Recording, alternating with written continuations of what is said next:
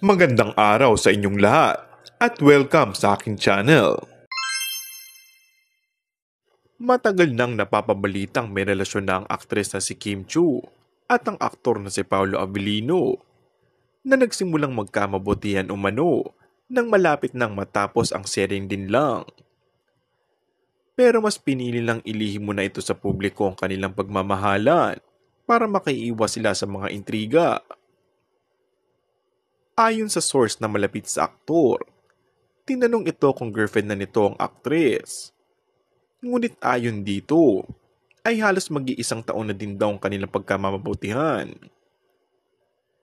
Naintindihan naman daw ng mga netizens ang kanilang dahilan kaya iniwasan nila ang tanong tungkol dito.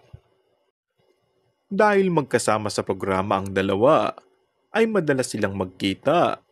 Kaya bihirang-bihira ang pagpunta nila sa mga pampublikong lugar. Kaya nananatili ang kanilang tahimik na relasyon.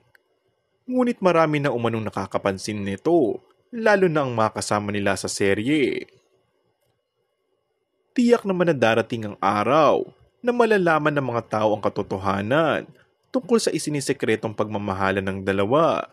Dahil wala naman daw balak ilihim ang kanilang relasyon, sadyang naghahanap lang ng tamang tiyempo. Maaalalang ilang beses na ding ibinuking ni Vice Ganda ang co-host na si Kim na nagsimula sa taping ang relasyon nito kay Paolo. May mga ebidensya na din ng ilan sa tuwing naghihintay ang dalawa pagkatapos ng kanilang taping. And that's all for our today's video. Kung bago ka lang sa aking channel ay mag-subscribe at pindutin na rin ang notification bell. Maraming salamat!